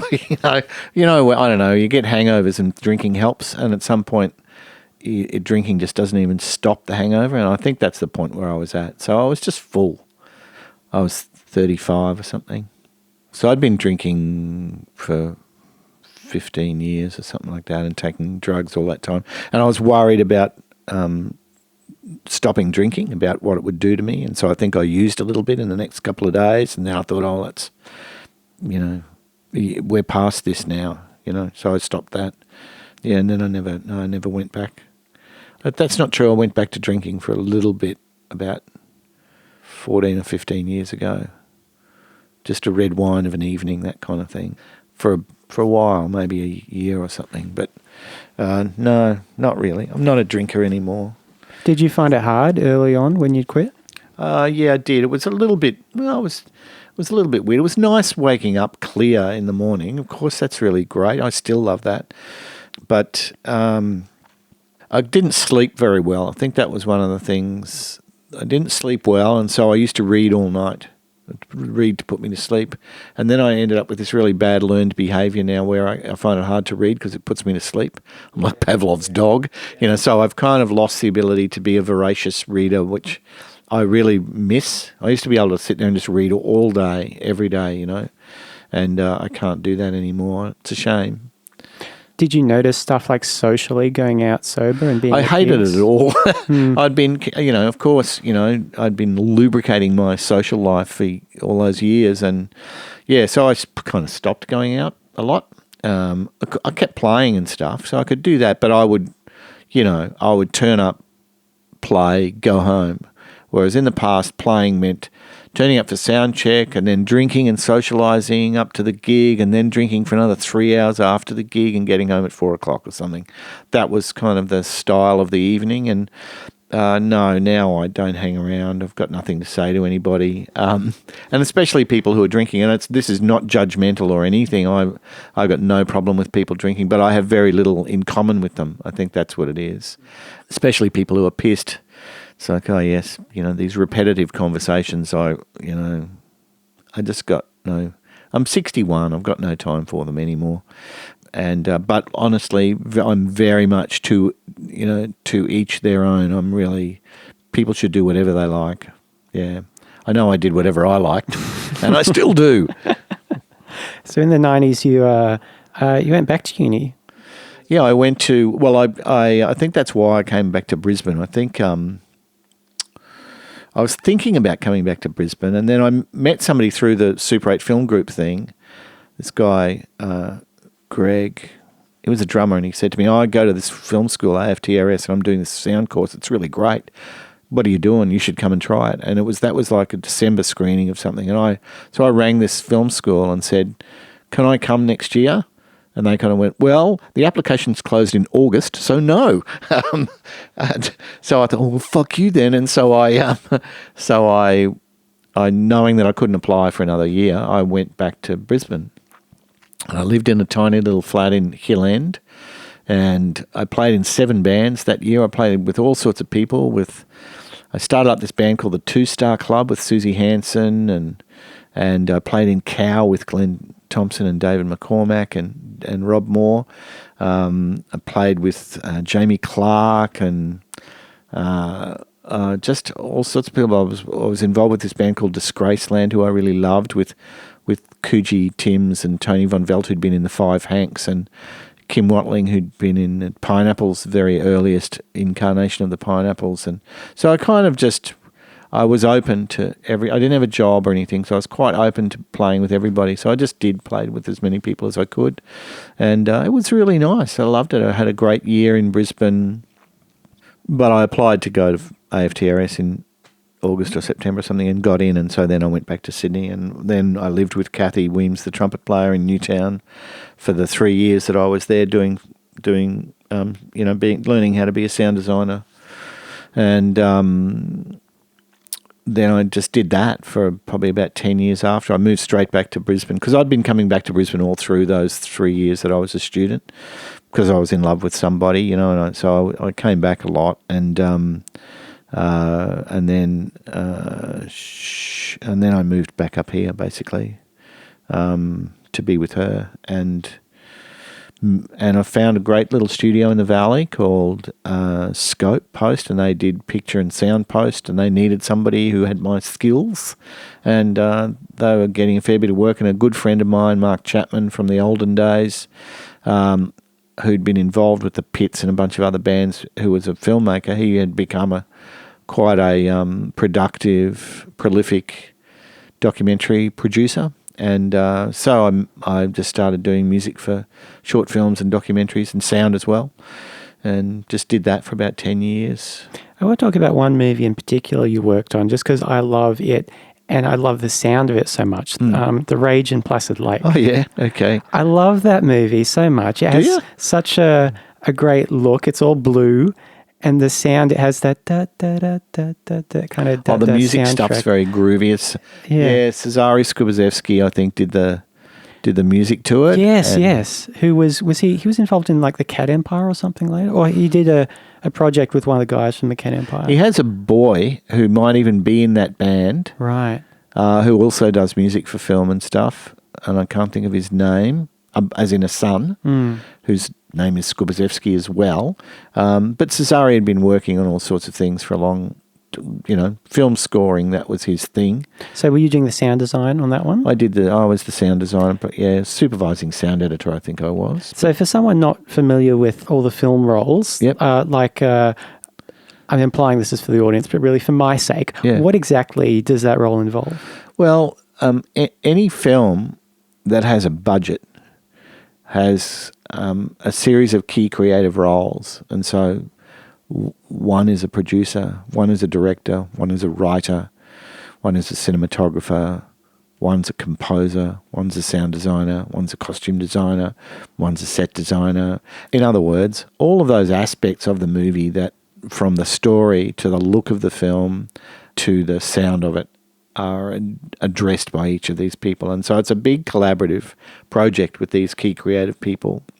So my job on The Rage in Placid Lake as a supervising sound editor was to look after the sound. And so that meant creative decisions around what the thing was going to sound like in the end, collaborative work with the composer to make sure that the sound design and the composition were complementary, and working really closely with the editor and the director around making the narrative work as well as it possibly could for what is a pretty it's a fanciful kind of script in some ways. Tony McNamara and I went to film school together. He wrote it and directed it, and I love Tony McNamara.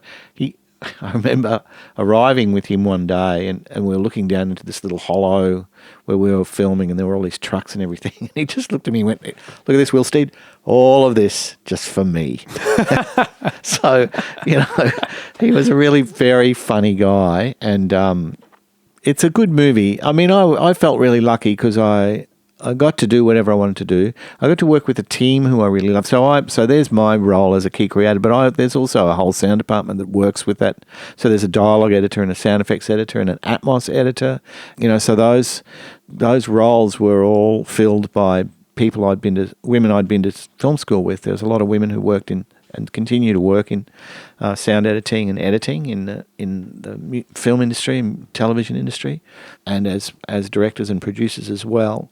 But so I was working with people I really liked on this project that was, great fun, and it had Queenie from Blackadder in it. So it was like, oh fuck, this is really good, and Norman Gunston. It had Gary McDonald in it, and so those. That side of it was really fun too. As a supervising sound editor, you have to be there for all the ADR sessions, and so you meet all the actors, and it's a really lovely experience, and it's great because you just, and this is something that I took away from the 10 years that I did this sort of work, which really applies to everything before and everything after as well. The notion that we're just storytellers and that everything we're doing serves the story. And so as a filmmaker, it doesn't matter how good a big lump of my sound design is, and I think it's doing a really good job, the composer's done a piece for the same spot in the film, and the director goes, I like the music in this, get rid of all that sound. You just kind of got to throw it away and go, this person here understands the story better than I do. I take that, and you just got to take it. And so the learning, it's one of the things teaching here. It's one of the things that I try and kind of impart to the students, the notion that you've got to embrace your creative confidence, that you have an ability to make stuff anytime. Don't ever doubt it. You can make something new. If somebody doesn't like something of yours and they want to throw it away, just go and make something new. It's no big deal. So you've got to lose your attachment to stuff. So detachment's really important. You're serving the story, not your ego. You're not serving your fucking creative urges even. You're serving the story always. And that was a really good thing to learn about. I took that and applied it to songs and go, it's all about the song. There's a story inside the song, and everything needs to serve that story. If it's not, it's in the way. And so was a great learning experience for me, and it's really informed all of the work that I've done ever since and what I'm doing now. Yeah. Was that something you specifically learned while working in film? Yeah, absolutely. Right. Because there's so many creatives involved, learning that collaboration is complex, but we're all in this thing for the same reason, because there's a story to be told. And no one person is any greater or lesser in importance in this process.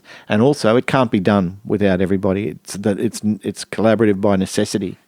So yeah, those sorts of things where I could kind of translate to music, in the years that followed, and they've been, they're really, it's a grand learning experience to be part of a film on a reasonably budgeted feature film. So you're working on it for months on end and all that sort of stuff. There's something about being thrown into it. It's really very special. When did you come here to QUT to start teaching? When I came back to Brisbane in 1996, I think within a couple of years of me being back, like I said, I started working and doing documentaries and stuff. An old friend of mine, Trish Fitzsimons at Griffith, said, you should come and do a guest lecture about film composition, because I'd done some music for her years before. And so I started doing this one lecture every semester to these film students at Griffith, out at Nathan. And after a while, I started teaching a sound design unit for them, for second year students, and developing content for stuff like that. And then I started doing a similar thing here. So I was teaching there, Griffith here at QUT, at Bond as well, did some TAFE stuff. So just random teaching, or maybe teaching a whole unit. And then I needed a job, and so I got a job, I think in 1990. Oh no, it must be like 2000 or 2000 and something. There was a job came up at TAFE, at what was before South Bank TAFE. It was out at Morningside, and which was the old Queensland College of Art. And so I was teaching kind of music making and sort of sound and music for film as well to film students and music students out there. So I did that was a full-time job, which I did for a couple of years, and then I got offered a full-time job here. How did you like teaching when you first started? I really liked it. I liked the TAFE was more difficult. The TAFE stuff was more difficult. How come? Because because it was free for the kids. They were much more less invested in it. There was a bit of the just keeping these kids off the street sort of aspect to it. Well, just like an extension of high school rather than the whole. Yeah. And a lot of them were very young and didn't really know what they wanted. They were just bored. I'm not that interesting. And I was quite old then. I would have been like, in my mid to late 40s or something. But I quite liked the university teaching stuff, and I used to work at QPIX doing workshops and stuff. So I've done a lot of that stuff over the last 20 years. But getting a full-time job here, meant teaching a lot of first-year students, and I really liked it. I liked kind of sharing the things that I had learned about sound and music for film and how important they were. Film without sound is actually very dull, and sound is great because it takes you beyond the frame, and it takes you into a real space. So it's a two-dimensional image, and it stops at the edges, and so sound has the ability to build that into a three-dimensional thing and to really expand on the story. And there's sort of huge layers and layers of subtlety in sound design in film that are really great to play with, and so trying to teach kids that was great. Mostly just by going, look, here, pick me a film you love right now. Let's listen to it and figure out why you love it, because you love things, and everybody is a consumer of media, and the reason that you like things is because somebody is fucking with you. Somebody is manipulating your emotions, and so how are they doing that? Let's work that out. They do it using these tricks, and they're not even tricks. They're just skills. Playing with very simple things like volume and spatial characteristics and performance in acting or in playing and a whole bunch of other things. Yeah. So by the time you were teaching at unis, I think it's clear you had something to teach, but what were the things you had to learn in order to actually become a good teacher? Yeah, no, I had to learn a lot. I actually learned. I went to uni and I did a graduate certificate in higher education to learn about learning, and that was really eye-opening. It was a great experience, and that really informed me as a teacher. Teaching's got a whole bunch of different layers. There's a lot of pastoral care in it because you've got young people and they're young, and impressionable, and they're also, filled. They come to uni doing any kind of creative course, filled with this great desire to express themselves, to make things. Yeah, and you've got to be very careful because a lot of the things they make are quite bad.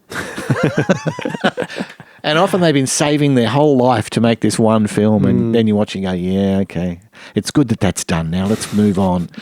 So it's why a lot of student films and stuff are quite hard to watch because they are. I'm being honest. It's a lot of music that students at university make is equally difficult to listen to because it's just them getting some stuff out. You just want them to do that. Right, get that out now. Let's really get to work. So how do you get them to the next stage? Well, I think that thing about not being precious, that's a really big thing to learn because it goes hand in hand with taking criticism. I treat this as a studio activity in the same way as an art or an architecture studio works, where people come, a whole bunch of people, mentors and experts and students alike, and the students put their work on the walls and we talk about it, from all sorts of different angles. And you've got to learn to be quite, not hard, but you've got to learn to take the criticism. And that's really hard for some young people. This isn't aimed at you. It's aimed at the work and how you're making things. And so, some people respond to that well.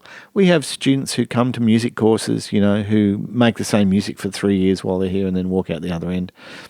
The other students just change, and change again, and they're the ones who I think get stuff out of it, because they listen, and also, I love, one of the things I love about uni is the fact that you're putting people together, creating those kind of collaborations and stuff, because collaborating is everything, really. It's the key to everything. Were you here at QUT when Ballpark Music was put together in a class? No, I think those guys left, or they were leaving when I first arrived. When I arrived here, 10 years ago, I had a job that was half in film and TV and half in music. So most of my focus was on film and television. Right, yeah. And I did teach some stuff in music, but it was mostly third years who were working in film sound design and stuff like that. Yeah, I didn't really have a lot to do with the music people. Right. So Ballpark Music, I think I finished. Though Jen Boyce I had taught at TAFE before she came here. Oh, okay. So I had known her before. So, yeah, I reckon she must have come here in the first year that I came here as well. Then I don't think I even saw her in the 3 years she was here, so I didn't have much to do with the music degree. And then soon after that, I gave up the film and TV stuff and just moved over to music full time. And then I became the head of music, and I'm still in music, but I've kind of developed over the last 5 or 7 years or something, developed a stronger kind of research career, and I've kind of don't do as much teaching as I used to. How come you gave up film? Because I had stopped doing it as a craft. How come you had stopped doing it? Because the guy who I was doing all my work with had a stroke, and he couldn't work anymore. Oh, wow. And the other people around town I didn't really like very much, and it was fitting. It was just the timing of it was right.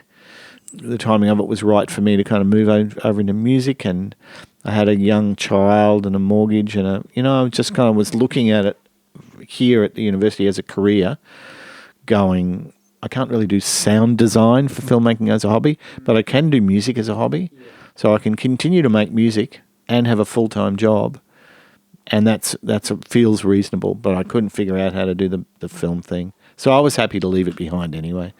It taught me heaps, and I still teach little bits of it. I'm teaching about film music to music students now, every now and then. But and also the industry changed so dramatically. It's all YouTubers now. Before it used to be filmmakers. Who had shit to say. Now it's just shit. I exaggerate, but you know what I mean. It's really great things have happened. There's people are making beautiful television now and stuff like that, and that's streaming TV and all that sort of stuff. All of that is great, but I don't think I would even do it again if somebody offered me the opportunity to do it, say to do sound design for a film or something. I'd be loath to kind of step away from. I think I'm just in a different place now. I'm in a different career. I'm an academic now, and I have a research career. Yeah. So you did your PhD. It's not the heat; it's the humidity. What a great title! Great title. Can you? What's the abstract? Oh, go fuck yourself, Scott. That's the abstract. They say when you start a PhD, you need to do something that you're passionate about. And I've always been passionate about the past, about Brisbane's music past. It's always been a bit of a thing for me. I kind of collected people. I always had a great address book. I knew where everybody was. John Reed, Marty Razor, that guy from The Leftovers? Yeah, I've got his phone number, all of that sort of stuff. And so I've always held on to those people because I like people. So I've had that. I also had things, I made a fair few things, so I held on to them. And we used to record a lot in the practice room. I kept all the tapes, and so all that stuff, live tapes, and so I was a bit of a collector, really only around myself, and what I was doing with the other people I was working with. Well, it's the people who bother to collect history as they go who get to write it, I guess. Yeah. Especially in little scenes. It gives you the advantage. There's no question about that. So anyway, and then the other thing was Andrew Stafford's book, Pig City. So Andrew Stafford wrote a book, and I was interviewed for that book like everybody else that I knew. And I think it's a really good book. I think it's a good social history of Brisbane and how politics and music have kind of affected one another in the period of time that the book covers, from the Saints to Savage Garden, I think so, from the mid-70s to 2000. But for me, it kind of left out something that I felt was really important. It left out this kind of, what I said to you before, people make music as a result or a byproduct of their social relationships. And so I kind of felt like there was a layer of love that was missing. And I wanted to kind of figure out a way of telling the similar historical story about that time, but from the perspective of somebody who'd been in bands and knew lots of people, and I could look back at my role in that time, and not in a knobby way, like I'm the centre of that scene or anything, but to be able to see my role in it. Do you know what I mean? Here, look, I can see my band playing in all these places. I designed these handbills and these posters, so my role was kind of clear. And it's interesting, the way I've just described it to you is by saying, look, it's the ephemera that tell the story. And so that's when I kind of started thinking about the stuff that I had held onto, and also the other stuff that other people have held onto, posters, handbills, photographs. And when I talk to people, because you have to when you're doing a PhD, you have to do these, you have to get up and talk about it in front of your peers and other academics who are hard bastards. So I had to get up and do these presentations as part of my initial candidature. And whenever I finished them, because I'd use bits of Super 8 and photos, and I'd just talk about, maybe what I was going to do, people would always go, oh, fuck, it's great seeing that stuff. It's so bright and colourful, and it's really beautiful. I'd play songs and things. And after about 4 or 5 of those, I thought, there's something going on around how I'm presenting these talks, regardless of the content. And so then I thought, okay, rather than write a book about this thing, which is what I had started out thinking I would do, I'll do a show, and I'll bring live music into it, and I'll talk, and there'll be lots of photographs and Super 8 footage and songs. And so I wrote a script for a show that I appeared in at the Powerhouse in October about, 2015. Good on you. So 3 years ago. And it worked really well. I wrote a script, so I was very careful to make sure it wasn't like me just talking. It was a monologue. And I'd kind of researched other monologists, people, here and overseas who tell cultural history through monologues and who tell cultural history through performance like this. But this was I was trying to do something slightly different from that. So I was it was an exercise in writing, and an exercise in curating, and an exercise in performance, and in history telling. And I was really lucky. About the same time as I started to do all this guy, Paul O'Brien, started publishing these photographs on Facebook. And I'd looked at those and thought, fuck, these are great photos. They're photos of me and my friends. I've never seen them before, though I remember the guy being there with the camera. This is the first time I'd actually seen the products of it. And we started talking, Paul and I, and he was moving from Brisbane to Tasmania, and he was going to chuck out all his stuff. And he said, what do you want? Do you want to do something with these negatives? And so I arranged for him to donate them to the State Library. And so there's 900 photographs of his that cover like an 18-month period, and they're fantastic. They're like a picture of a scene from 79 to 81 or something like that in Brisbane. And They were a really pivotal part of the show that I did at the Powerhouse using Paul's photographs. But since then, other people have given me things, and I very early on I also discovered through one of my PhD fellow students a work by Marilee Bennett, who was a Brisbane filmmaker in the 1980s, and she made a film called No. But anyway, I'd found this woman, Marilee Bennett, and she made this great movie based on 16mm footage that her father had taken. Her father was the president of the Law Society, and he had a fascination with 16mm film. So she had all this fantastic footage, and she gave that to me. Gary Warner gave me hours of his Super 8 footage. Paul, I had 900 photographs. So I already had a great mass of stuff, including my own stuff and posters. And then I had to kind of figure out how to make this show work. And so I split it into two halves, north side, south side, split it into 12 chapters, 6 on each night, to make these little manageable things. So they were like sort of 6 little 7 or 8 minute chapters. And so I looked at them and went, well, in 7 or 8 minutes, if there's a song that's 3 minutes long, there's only 4 minutes of talking. So I could kind of pull it down into these things that were like scenes from a movie. And so in the end, it's like a live documentary in a way. It has a narrative sort of thread and an arc, but each one of the little things is self-contained. The script is really carefully written.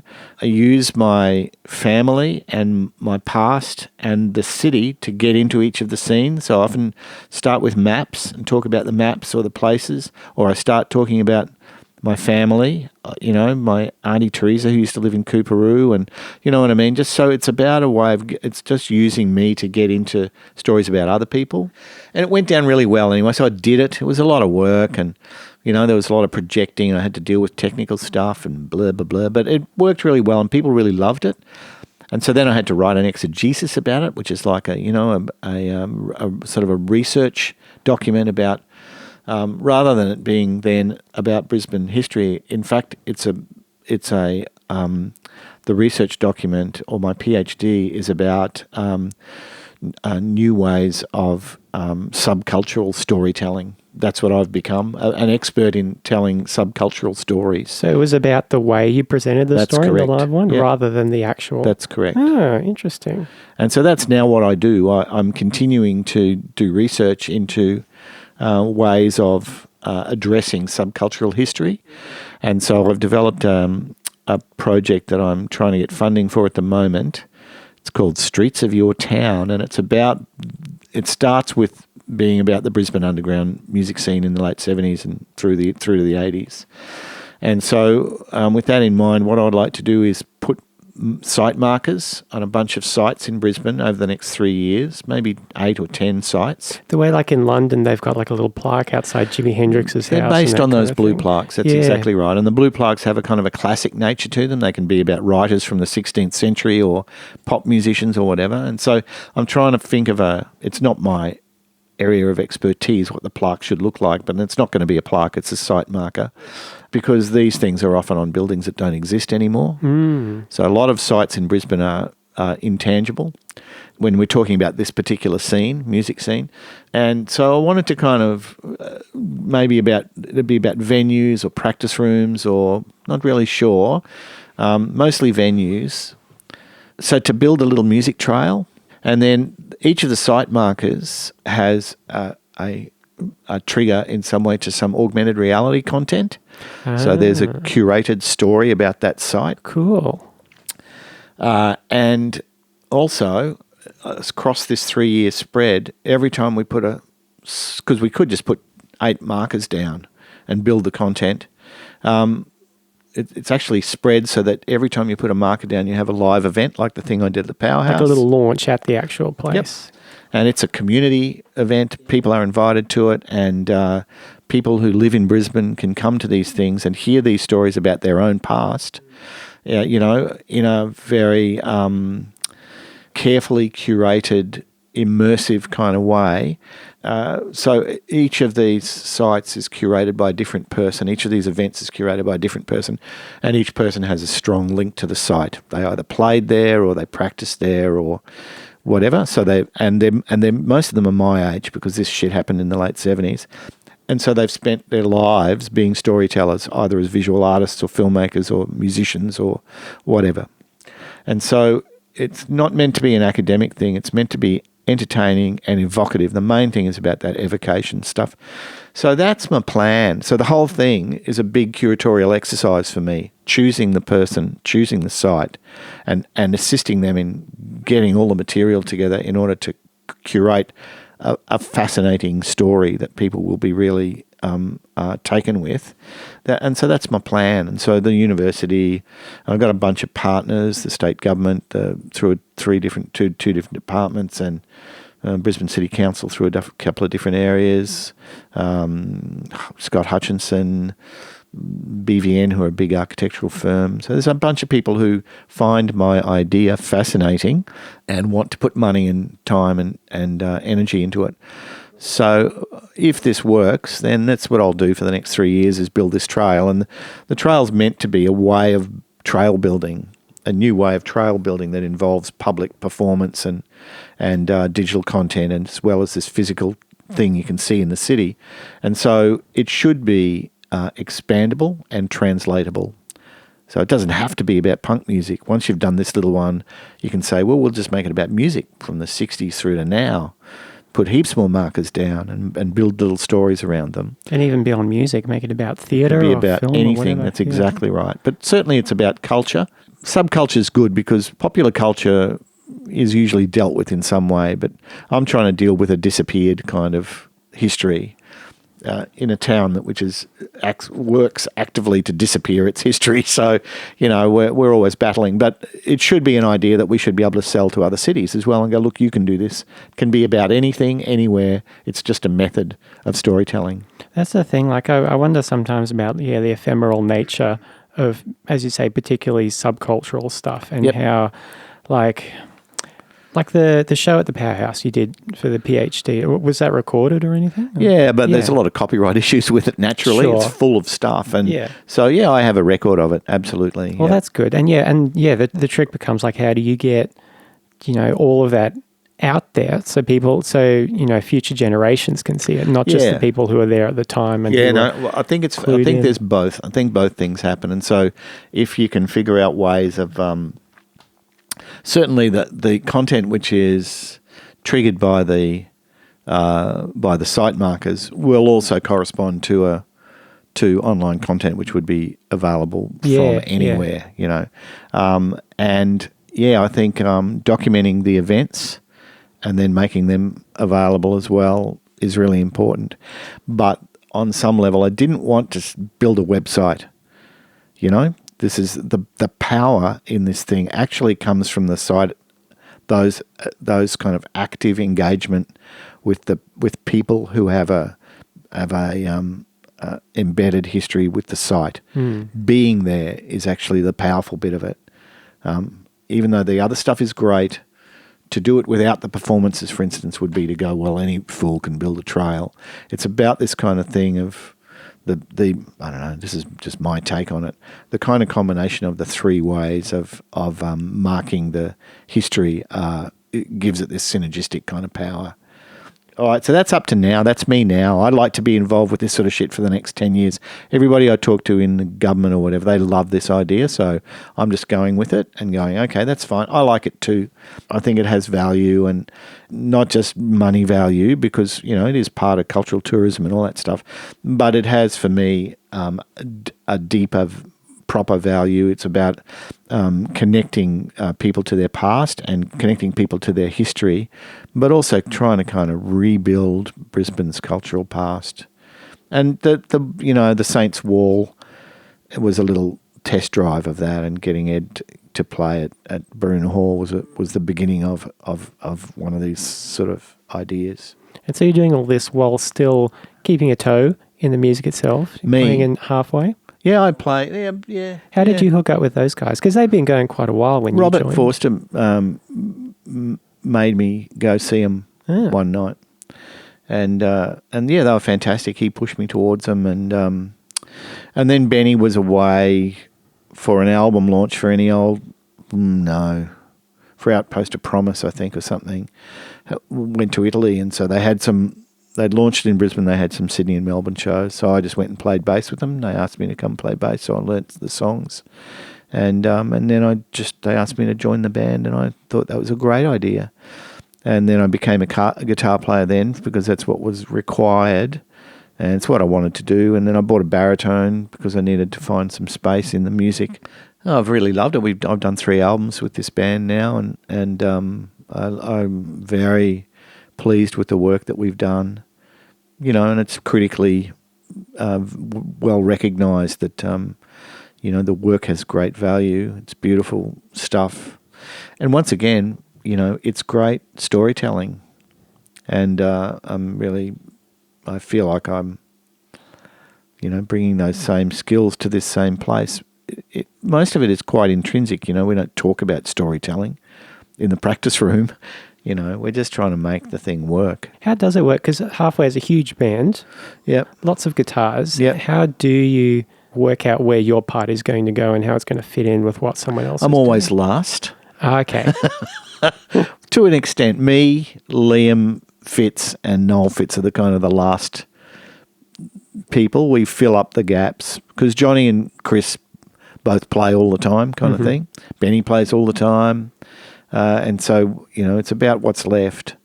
And I love it. I stand on stage sometimes doing nothing because there's bits where I do nothing. And I love all that because I know what's coming up. Because when we all get going, it's pretty fucking big. It's pretty huge sometimes. It takes a good room, I think, to really appreciate Halfway. Absolutely. As well. I saw you at the Trifford a few months ago, and that was probably the ideal scenario. I could hear all the bits really clearly. Right. That's good. I often feel like I've got no idea whether I survive the mix or not. Yeah. But, I love it because I got lots of lines. I got melody lines to play. I love playing those things. I feel like Glenn Campbell or something, That's what I'm doing here, is being Glenn Campbell. Yeah. Well, would you like to play a song for us? If I have to. I didn't want to.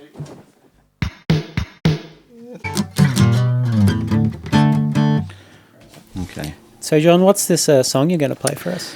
This song, Scott, that I'm about to play is called 24D Polaco, and it is my big hit from the Xero days, and I think we first recorded it at Queensland Uni it was on one of the 2 cassettes we released in 1980, I think, and I subsequently did a couple of recordings of it in the practice room, and there are live versions of it and stuff, but it's just it's the stupidest song. They're all stupid songs. None of my songs make any fucking sense, and the ballads are just weary old things. So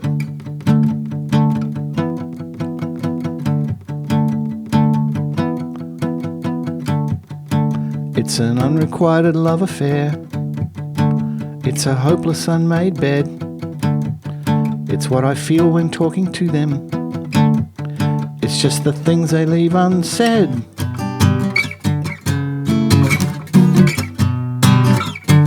I don't want to talk about it.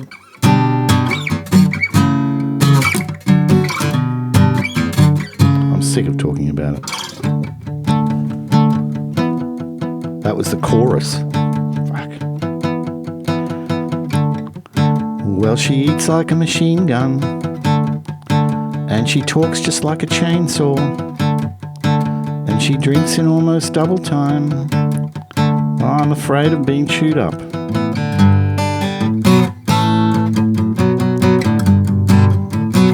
Yeah, I'm sick of talking about it. I'm sick of talking about it. I'm sick of it most of the time.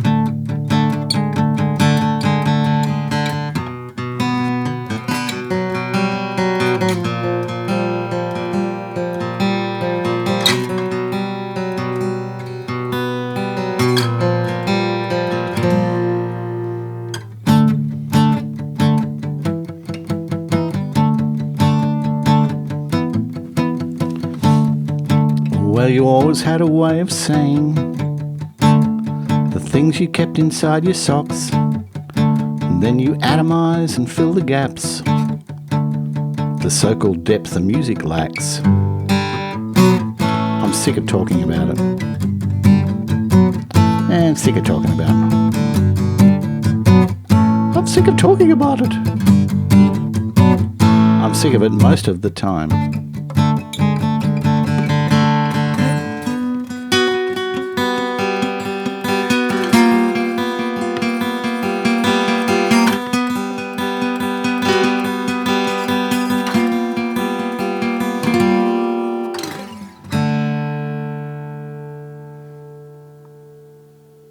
John, thanks for talking about it with me.